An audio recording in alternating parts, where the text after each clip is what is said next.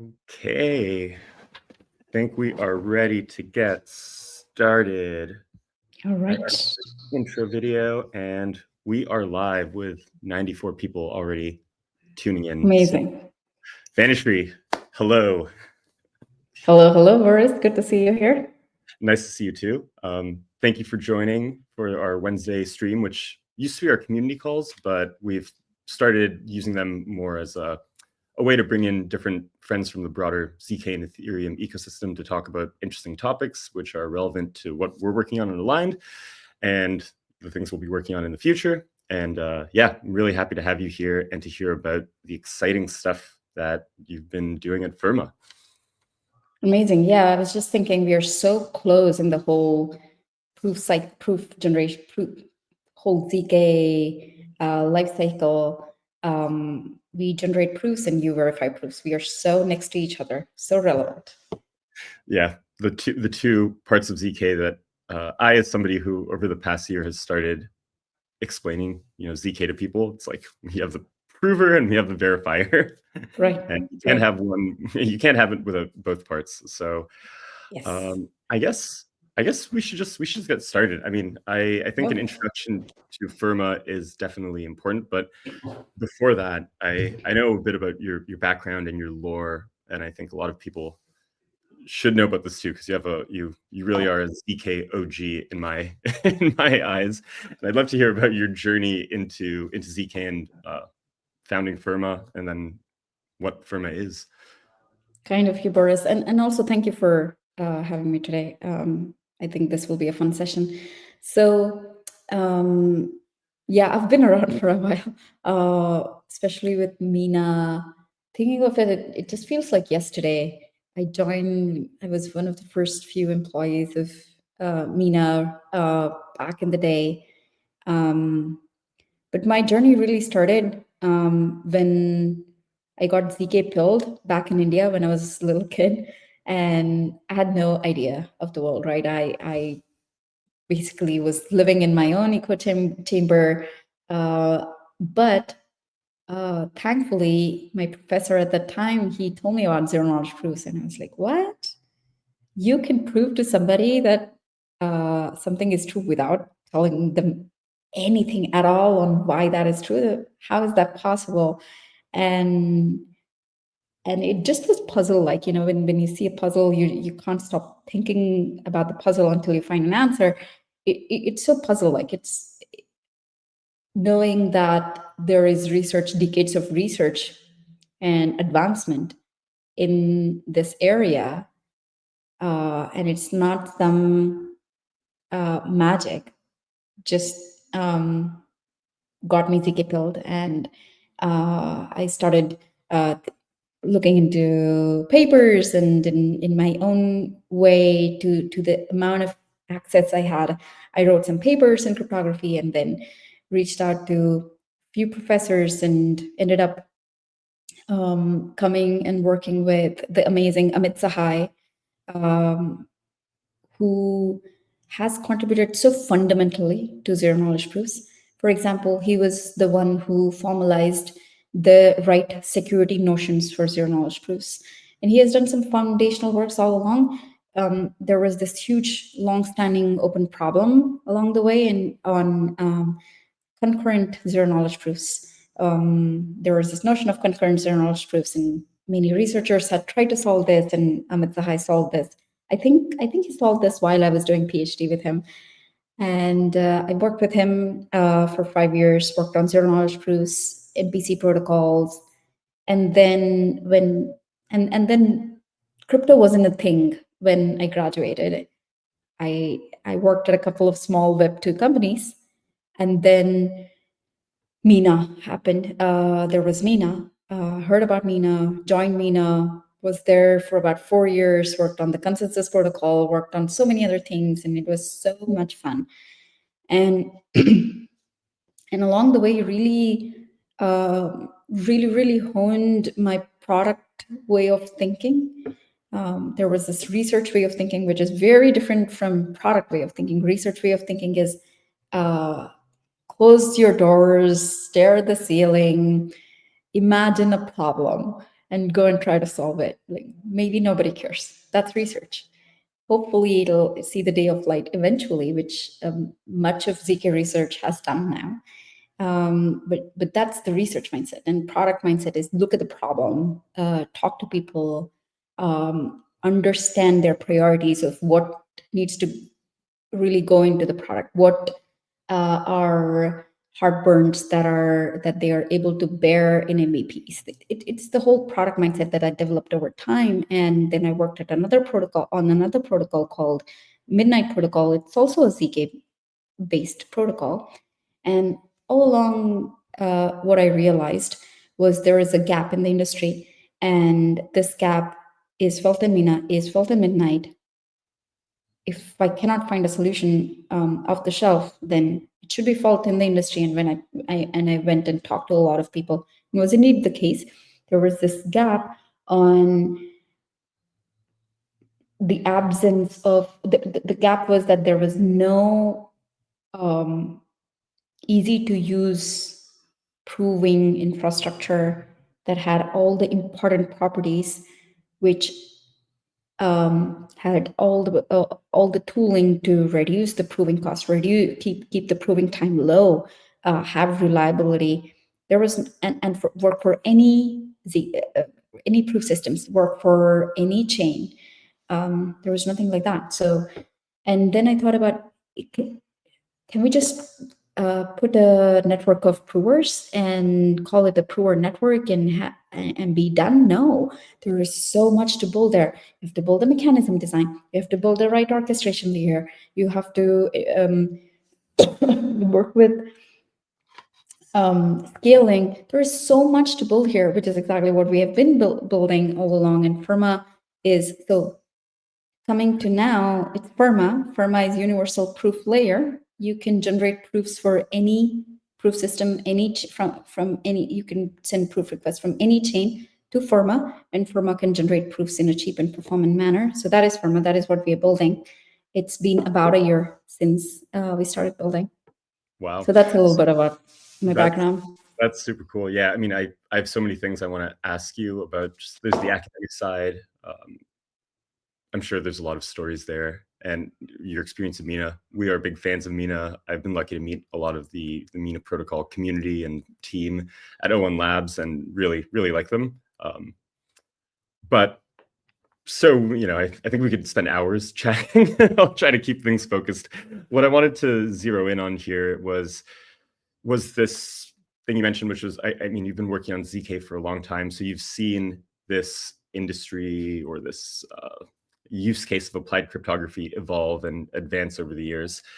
And it sounds like you've been noticing these problems that we talk a lot about in ZK. We talk about them being solved, especially proving times getting faster, advances in the engineering and cryptography side over the last couple of years. But you've been noticing these product issues for a long time, I imagine, right? Which is why you realized that a prover network was very useful and important. But I'm curious, like when did people first start talking about prover networks? Like how long ago is this in the discourse? I think even during Mina time, we built this thing called Snarketplace. It was a quick and dirty solution, but it's Marketplace. That's so good. Yeah, I think we were very good with the names, and I think with very little modification, it still exists. You cannot get around. You cannot ignore this problem. The moment you embrace ZK, you cannot ignore this problem. Whether the name was Prover Network or Proof Market or something else. I think this problem started the moment we embraced ZK. Even going back to Zcash, I was going through this. So Zcash has a beautiful culture of making design decisions on GitHub. You can really go through their GitHub and know the exact thought process that went into the design decision. So I was going through this one thread, and there they talk about building this API so that you can delegate proving. So so that they were hoping under the hood, they were hoping for the existence of something like Ferma, where they could just offload proving and generate proofs, so they don't internally have to build this whole proving infrastructure. So I think it went all the way back to Zcash. Yeah.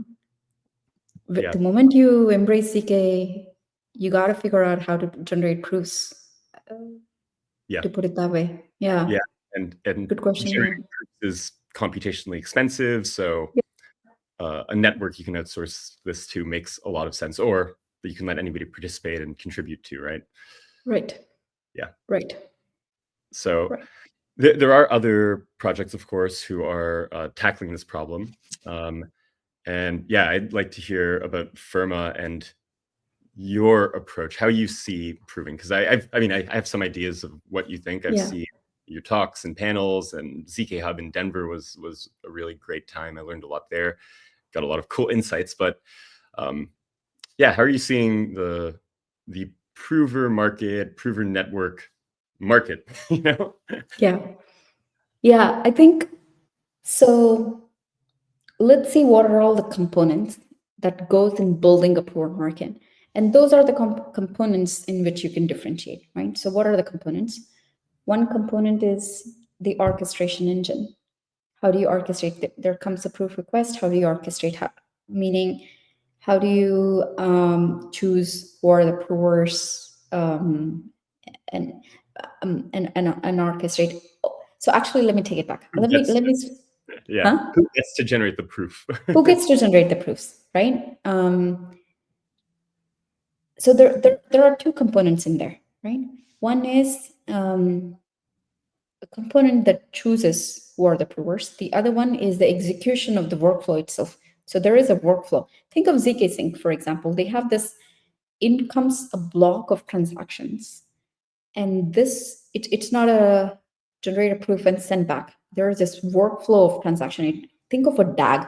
It just expands, and then there is a final proof, and that proof goes back to ZKsync. So there is this DAG, leaf nodes, of where there's this multiple levels of recursion. It expands into multiple sub jobs. You need to generate these jobs, and then these jobs, these set of jobs, and finally the number of jobs in any layer keeps decreasing. Then you have a final grot16 or flonk proof, and then you give it back, right? So it's a workflow. So we have this orchestration engine that has two components, which one is a workflow execution engine. You have to execute that entire workflow. This came in, the next has to be this task for this circuit. It's a workflow execution engine. And alongside it is another component that decides, okay, this is the next task.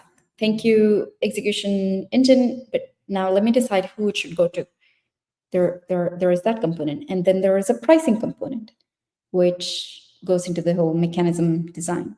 And there are other simpler parts, like there has to be an accountant, there has to be a chain sync layer. There are so many other components. Less, those are places where you can differentiate less, but the places where you differentiate are, one, in the mechanism design itself. That I think is such a core part of any marketplace, right? Think of Uber or Lyft. How do they price? Requests, right? Yeah, huge problem, and a lot of people work on that, and they apply a lot of engineering and machine learning to do that. Yes, and it's a whole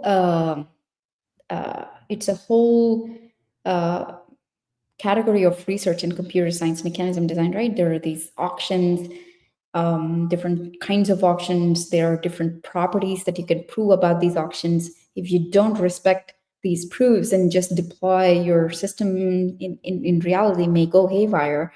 It's important to build things that are provably secure and are provably expressive of those properties, and then you deploy those systems. And mechanism design is one place where we differentiate. We haven't published our mechanism design. In due time we will, but that's a very important place where we differentiate. We are very proud of what we have built there. And the orchestration engine, we have our in-house orchestration engine. This is such a cool engine. It has this interface, and you can express any complex workflow with this very easily. This is something that is loved by ZKsync. So there is that orchestration engine. That's another place where you differentiate. So basically, I think these two are the places where you differentiate. And of course, there are other higher level political stances, like where do you source the machines from?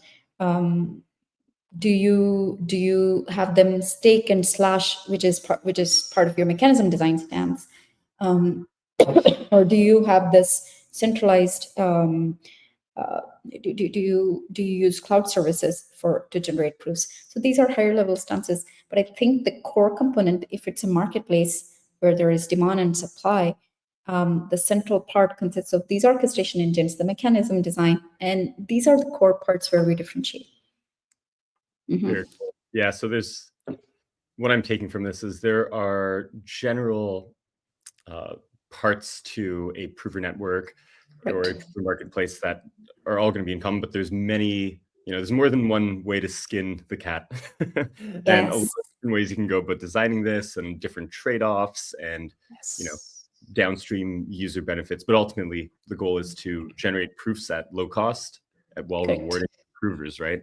So, cool. Okay.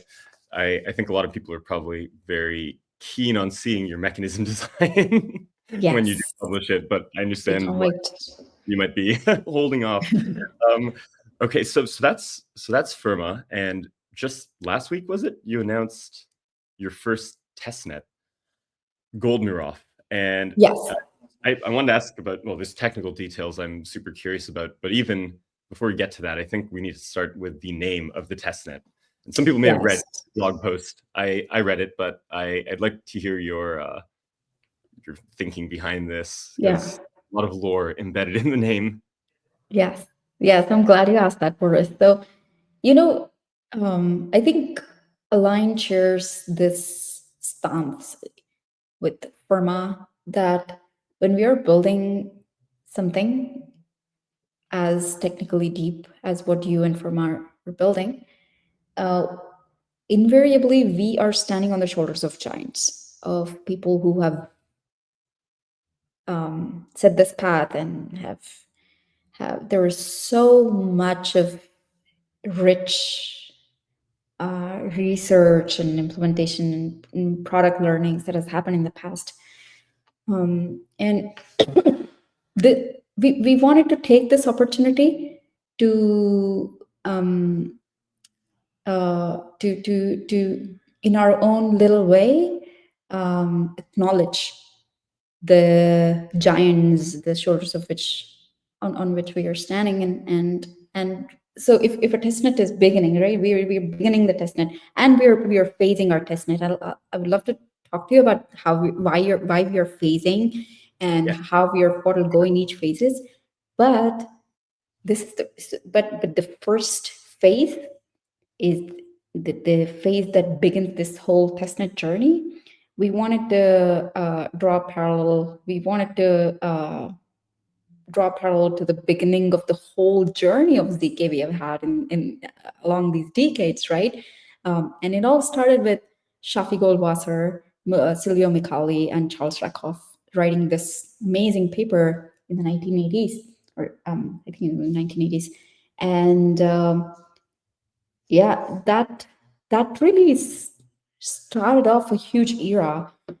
And I think you and us share this belief that ZK is going to take over the world. It has started and it is continuing to increase its impact day by day. Research is advancing day by day, but they set the whole thing off.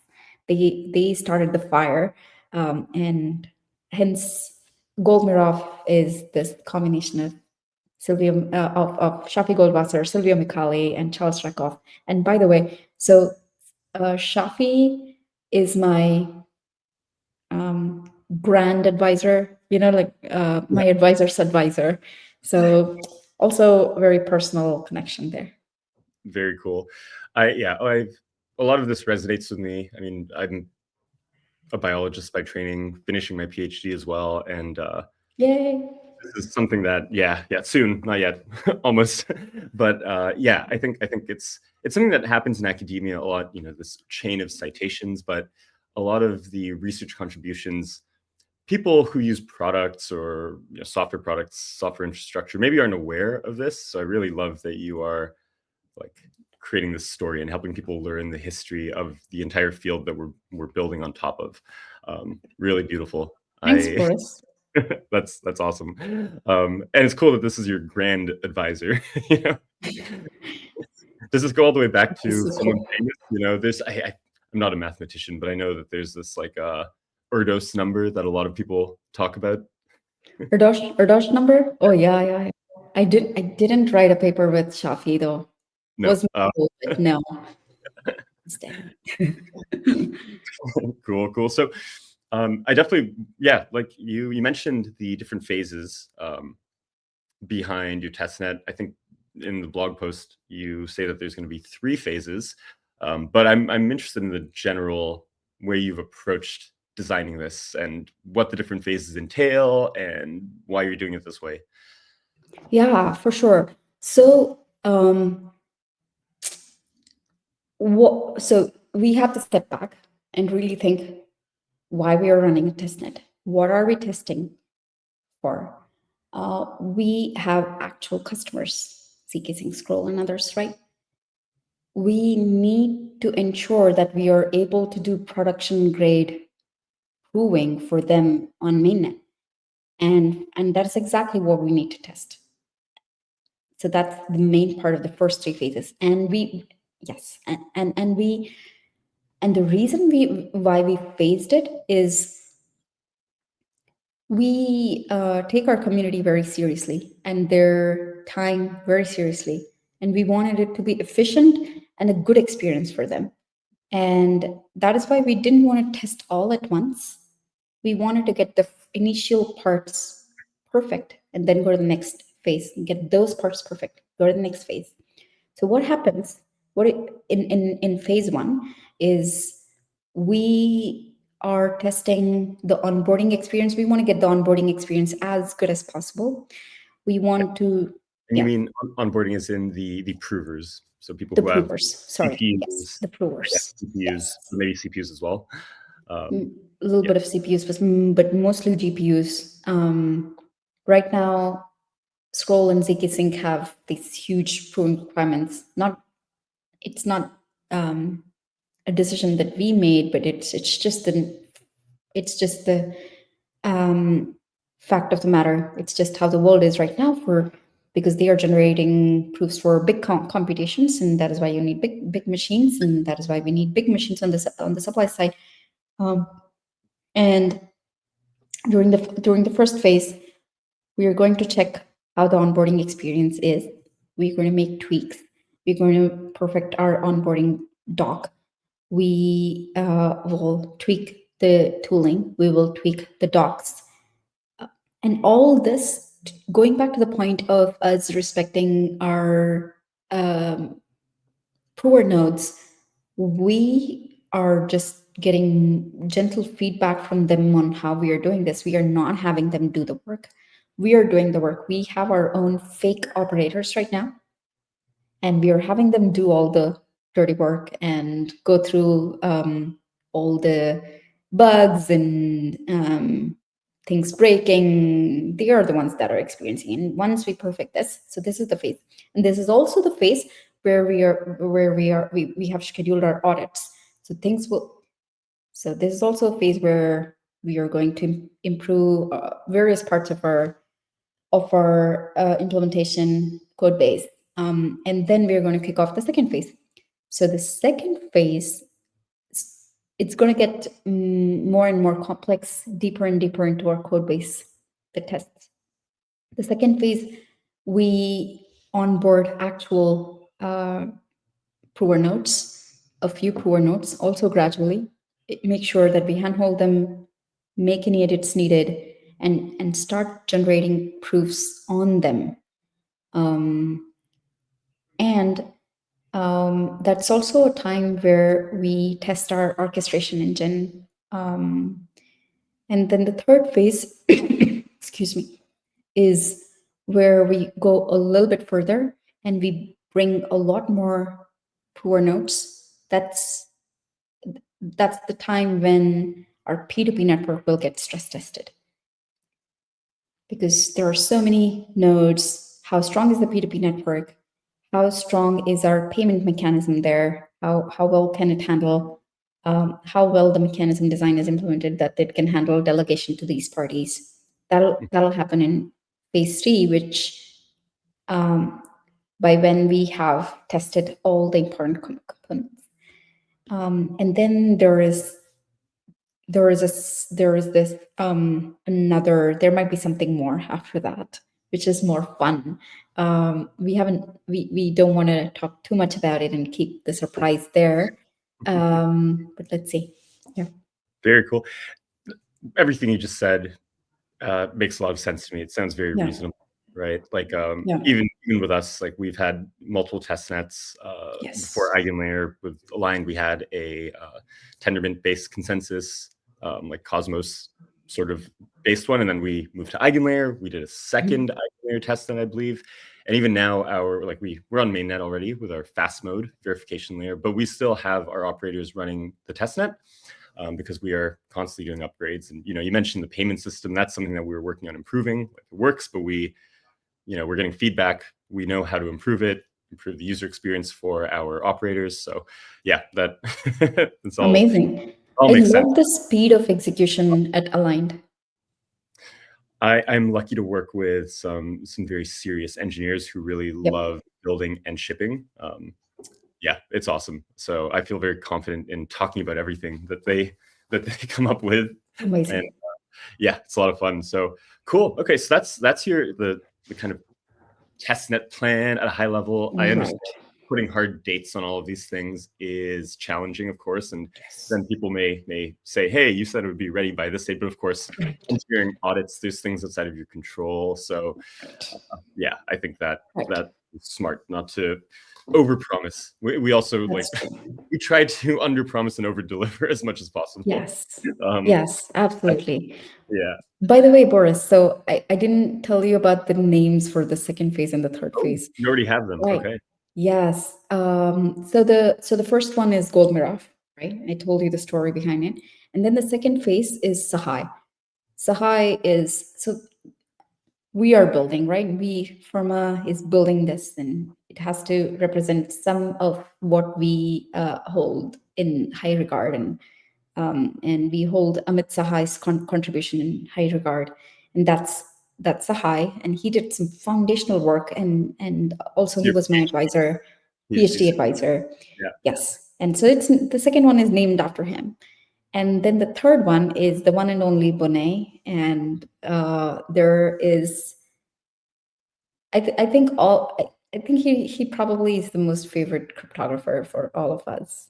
I don't know how he manages to create such a huge impact and be there for everybody. He helps so many people, and I think we are ending our testnet phase, at least the ones that we have announced, with the third one named as Boneh. I love it. And, I think one of my first exposures to ZK ever, this is when I was first getting into crypto, late 2021, early 2022. That winter, I think I watched one of these A16Z crypto startup school. I watched a bunch of those videos from one of their YouTube playlists, and it was a video with Dan Boneh explaining ZK. And I was like, wow, okay. I still use literally a few days ago, I was crypto pilling a non-crypto friend and explaining what I work on, and I used the Where's Waldo zero knowledge proof example, explain to a 5-year-old what a zero knowledge proof was, and I think he got it. Amazing. So I'm hoping my friend who works in that can join the fun in crypto. Nice. Yeah, there is no one who explains better than him. I don't know how he manages to understand the level of understanding of his audience and get right there and then explain. There is so much of awareness, there is so much of kindness, there's so much of brilliance. just incredible. I don't know how all of that is in one person, really. It's a superpower for sure. But also, I For think sure. it's a skill you can train. It's a muscle, just Hmm. the right abstraction for the right audience. Mhm. Yeah, that's great. So the test ending, that's awesome. I don't want to ignore this question someone shared in the chat a little bit earlier, asking about a very technical question. I'm saying this, I don't know if you have an answer now, if you want to maybe come back to it later, but I did want to ask about these different components you're testing and the distinction between the ZK side of things versus engineering. Because a lot of the stuff you described sounds like kind of typical software engineering, distributed system, Exactly. computing problems, product problems, Right. engineering problems, and not like ZK specific stuff. So he's asking about specifically the proving time for for something. But I'm curious to get your take on the ZK specific stuff versus engineering. Like more. Yeah. Isn't that crazy that I didn't say anything about ZK all along? And that's so I think we are more of a distributed systems project than a ZK project at this point, because we are at the periphery of ZK and are doing everything through distributed systems to do ZK proving. Why specifically ZK proving? ZK proving has its own peculiarities, like succinct verifiability. That's a peculiarity that ZK computation has that other computations do not have in general. So there are other, and there are other peculiarities of ZK, such as the setup for ZK, the kind of machines you need to do ZK. There are peculiarities of ZK that goes into the awareness, goes into the knowledge of our orchestration engine in deciding how it orchestrates optimally. But we never get into ZK. Things get Dockerized and put on these machines, but we are more of these orchestration layer. Interesting. Yeah. So when I was looking for this problem to go after for a good part of my life, I was slightly hesitant initially because this didn't have much to do within ZK. It is compute orchestration. It is basically some heterogeneous compute orchestration. And being a ZK person all along, it was a hard thing to not do within ZK work. But also, building ZK VM didn't appeal to me from the product standpoint. It came from I would love to hear, Boris, what your thoughts are on this. But I'm of this thesis that I don't think ever there will be one single winning proving system. Yeah, so disclaimer, I've been deep into ZK for about a year now. I think I joined Align 10 months ago. June will be 1 year anniversary with the company. Congrats. Thank you. Yeah, it's been a lot of fun. I've learned a lot. So I have opinions that I've learned from people who I trust and respect. But I think I've gotten to the point where I'm starting to have my own opinions as well, and I can defend these opinions with conviction because I've tried to make sure they make sense myself. And yeah, I mean, our really like talking points, we say this all the time. The way we're designing Align, for example, is we want to support any proof system, right, and be able to verify those proofs, including proof systems that haven't been invented yet, because we don't know what is going to be invented, and there's going to be different trade-offs. Proof systems, maybe you need speed versus size, or some, maybe you need it to be client side so people can prove on their iPhones and versus on a GPU cluster. So yeah, and even with ZK VMs, this is something I wanted to maybe talk about near the end. Things you're excited about in ZK, and I've been digging into ZK VMs a lot lately. We've been benchmarking them.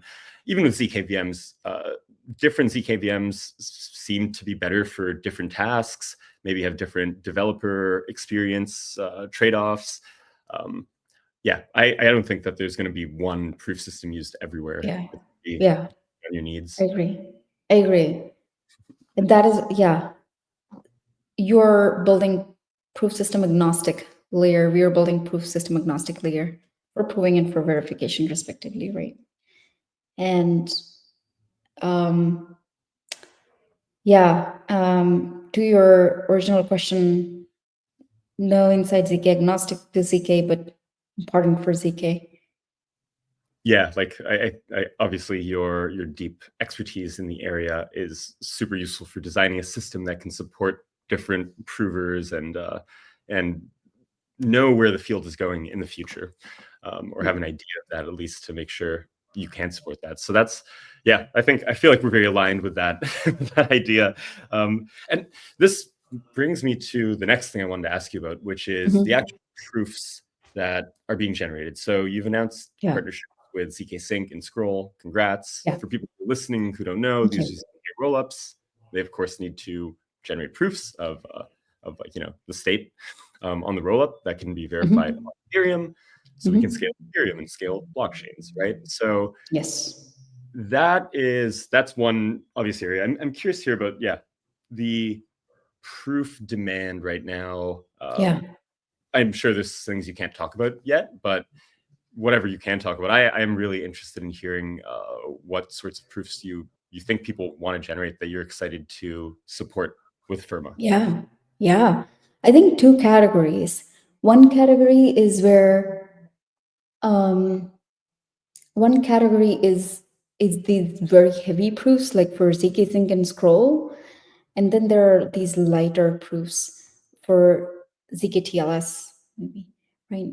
For example, those tend to be lighter when you have GPUs to generate those proofs, but they can be really cumbersome to generate when you have very, very tiny, lightly resourced client devices. So you would still want to delegate them.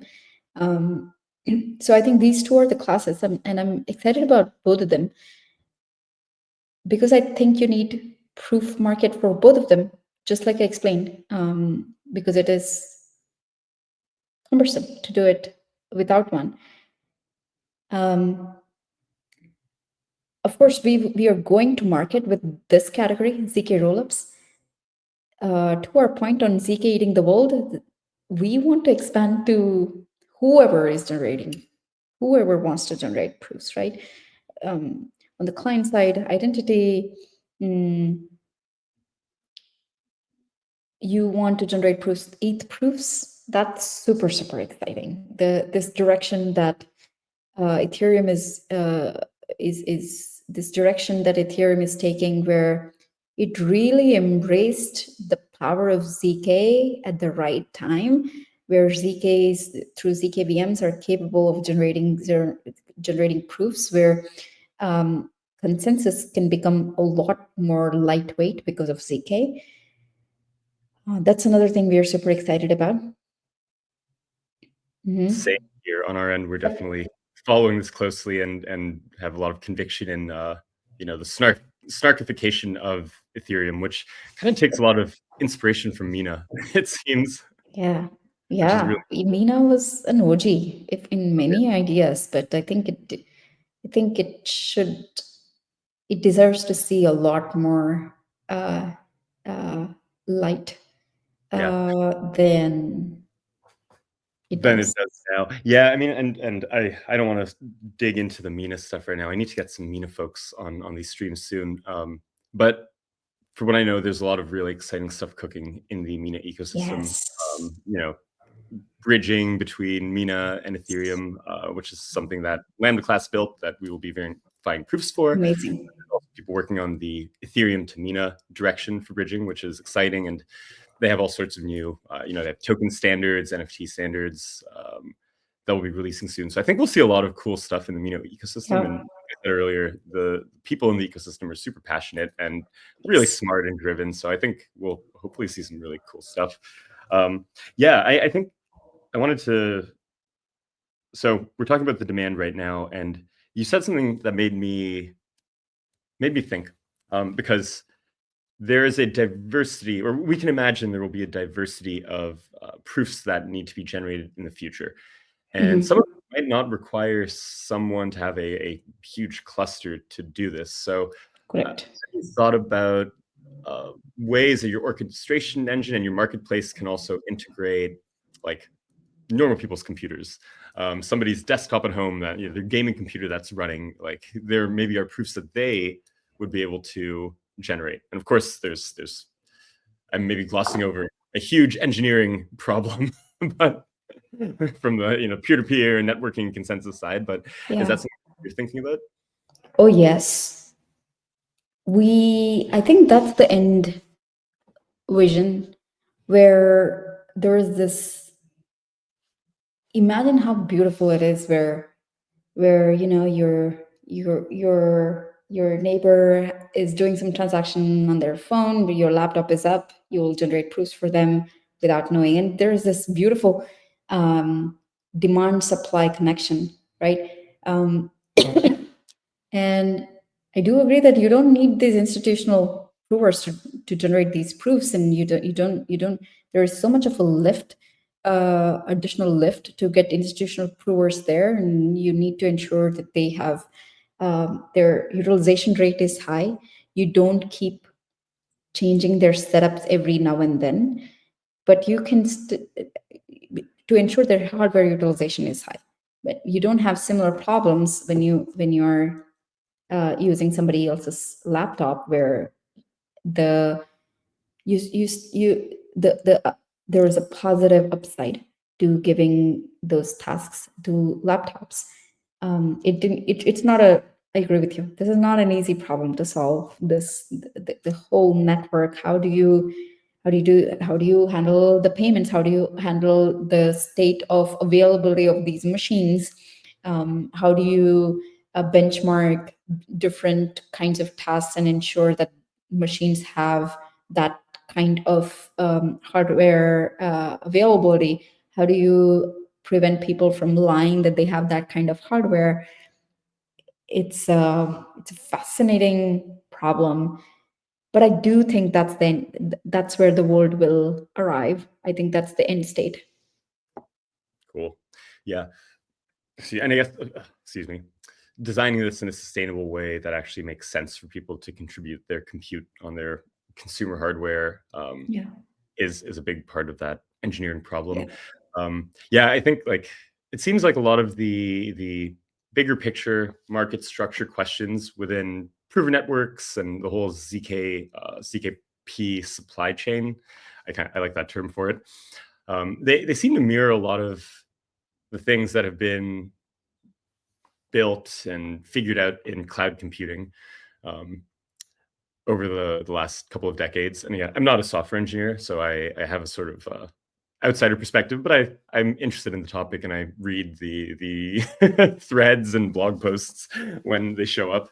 I don't know if you have any comments on it right now, but I do remember back in Denver a month and a half ago, or whenever it was, not too long ago, during the House of ZK stuff, there were some really cool panels that you were on.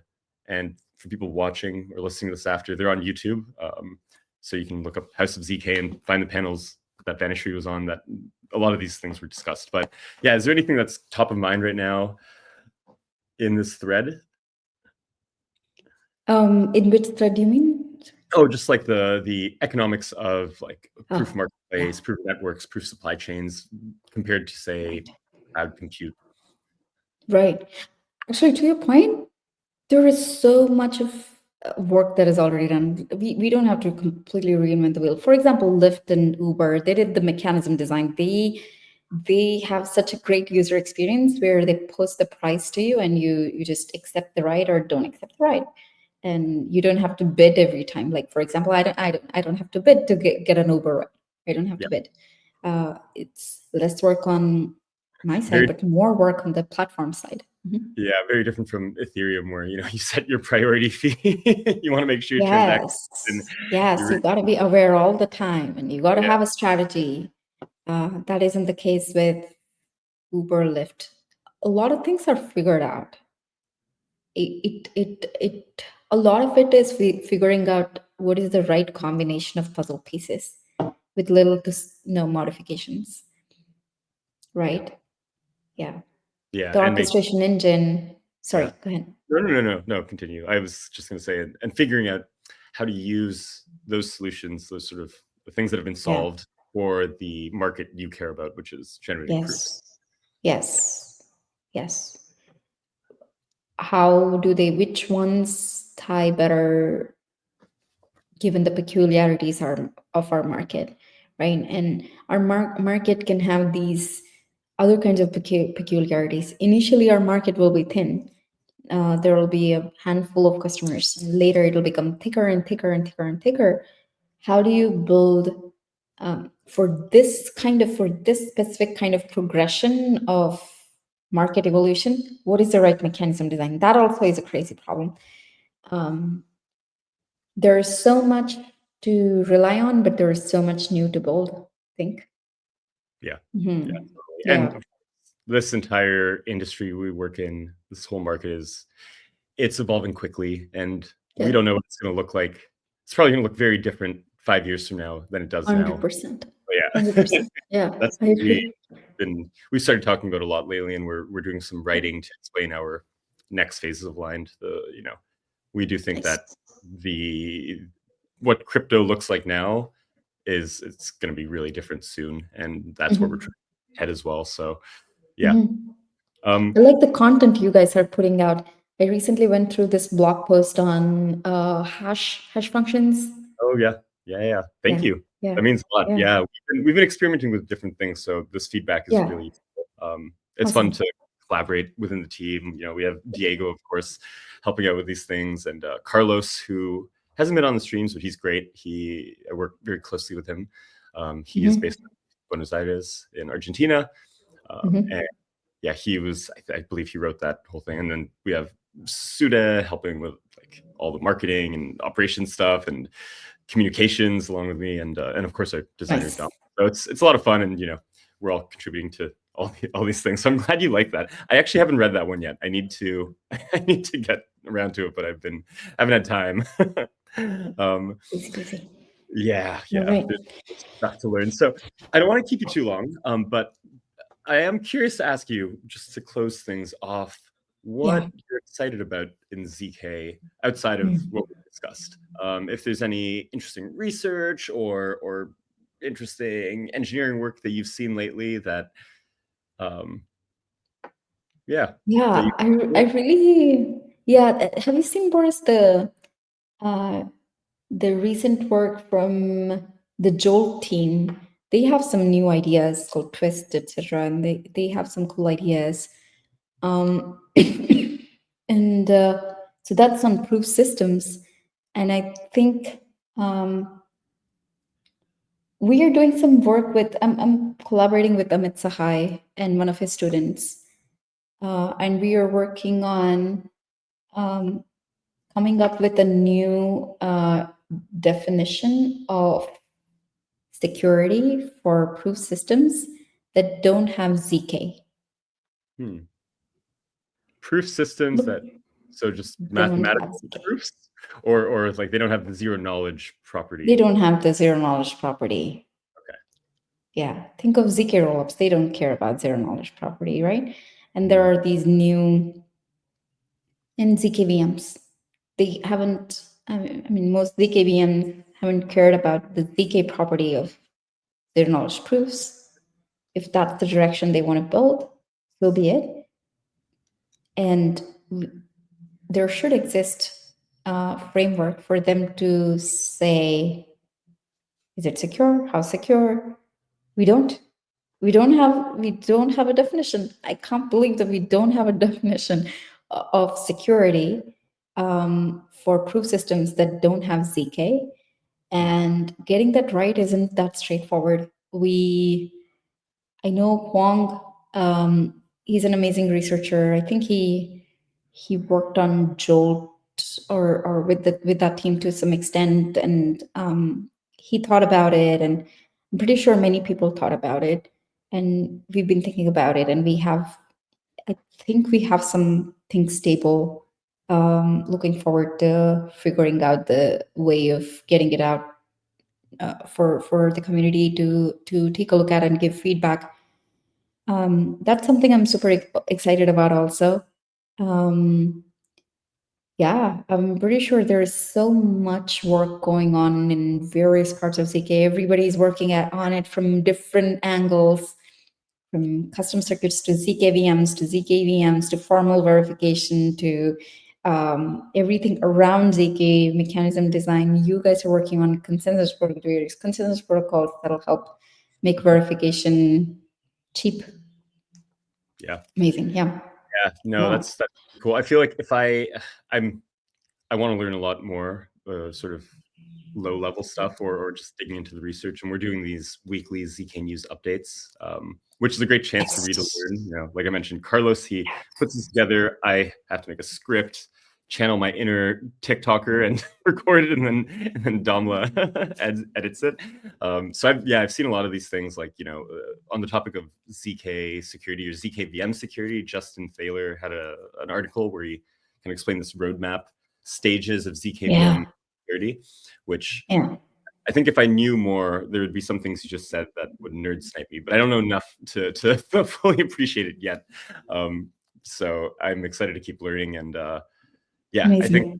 I hope some math students see this video and realize, oh, there's a lot of cool things to work on here, research side. And I'll be at ZK Summit in amazing.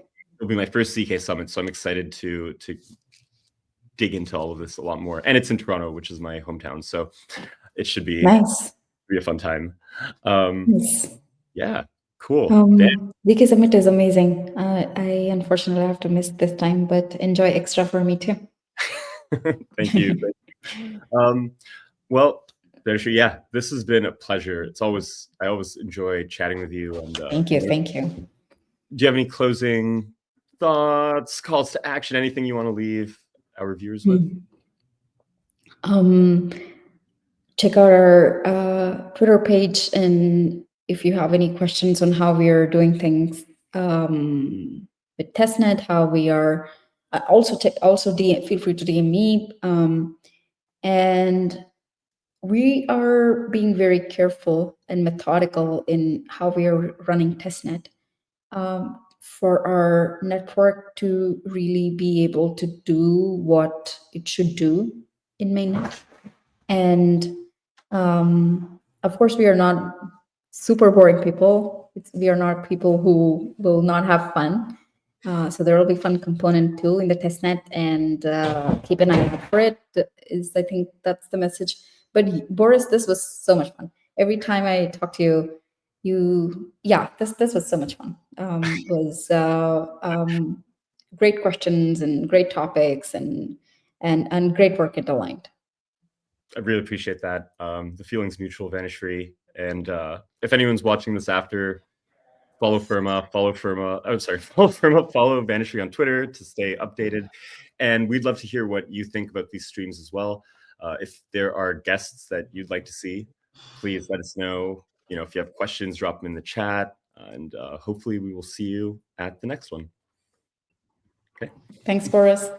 Thank you. Bye-bye.